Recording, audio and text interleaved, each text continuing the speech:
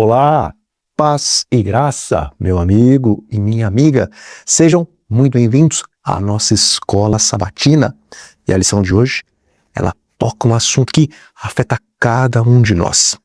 Como viver santo em um mundo que tenta moldar a nossa mente todos os dias.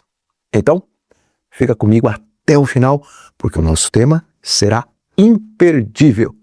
E o verso para memorizar diz o seguinte: será que vocês não sabem que o corpo de vocês é o santuário do Espírito Santo que está em vocês e que vocês receberam de Deus e que vocês não pertencem a vocês mesmos? Porque vocês foram comprados por preço. Agora, pois, glorifiquem a Deus no corpo de vocês. Meu amigo, antes de nós continuarmos, deixe aí o seu like, porque esse pequeno gesto ajuda essa plataforma a distribuir essa mensagem para outras pessoas que também precisam ouvir essa verdade, ok? E não se esqueça de inscrever-se aqui no canal para fazer parte dessa comunidade e juntos estudarmos diariamente a lição da Escola Sabatina. Bom, agora pense, se Deus escolheu fazer do nosso coração seu santuário, isso muda completamente a maneira como devemos viver, não é verdade? Veja, a cidade de Corinto era uma das mais ricas e também mais movimentadas do mundo antigo. Pessoas de diferentes culturas, religiões e também costumes passavam diariamente por ali. A idolatria, a imoralidade e também a busca desenfreada pelos prazeres faziam parte da vida cotidiana daquela cidade. Muitos irmãos haviam sim aceitado a Cristo, mas ainda carregavam antigos hábitos. Por isso Paulo escreveu esta carta. Ele não queria apenas corrigir comportamentos, ele queria restaurar uma maneira totalmente nova de pensar. E a verdade é que a santidade precisava começar no coração antes de aparecer nas atitudes. E sabe de uma coisa? O maior problema da igreja não era simplesmente o pecado que parecia por fora, mas era a influência silenciosa daquela cultura sobre a mente dos cristãos. E a Bíblia declara: e não vivam conforme os padrões deste mundo, mas deixem que Deus os transforme pela renovação da mente. Vejam, o pecado quase nunca começa como uma ação, mas ele começa quando nós aceitamos pensar como o mundo pensa. Antes da queda, sempre existe uma mudança na maneira de enxergar a vida. E é exatamente aí que Deus deseja agir primeiro. Agora, pense comigo.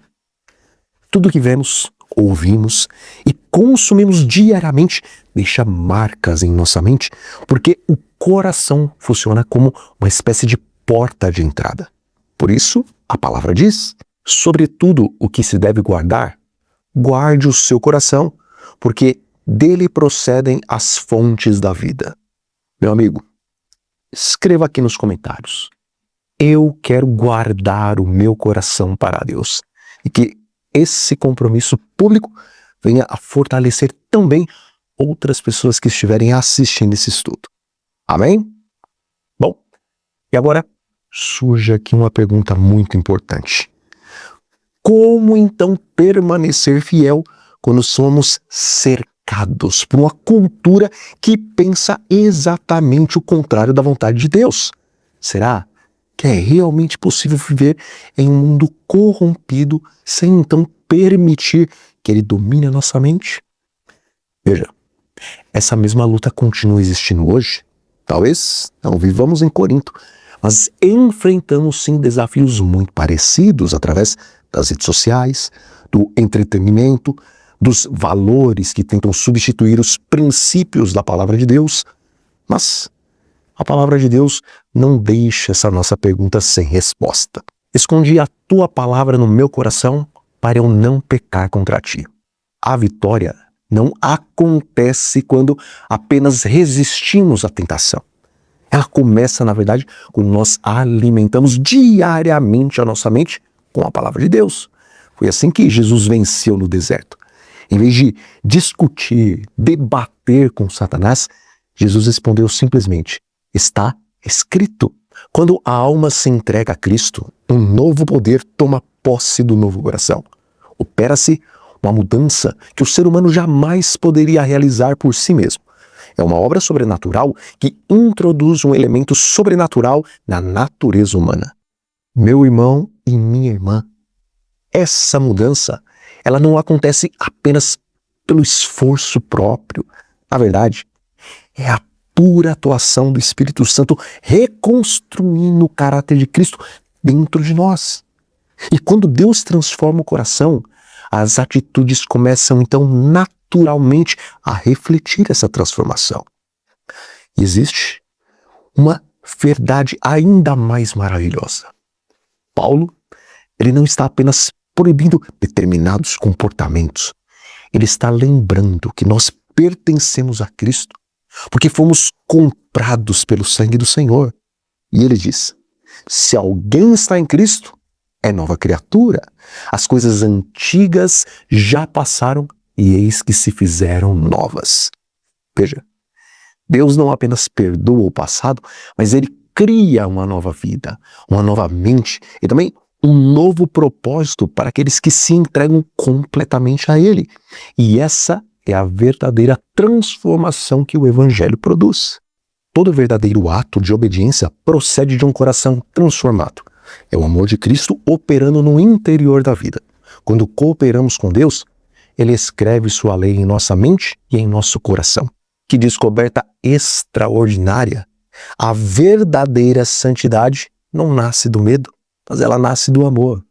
Deus transforma primeiro o interior, então naturalmente o exterior passa a refletir essa transformação.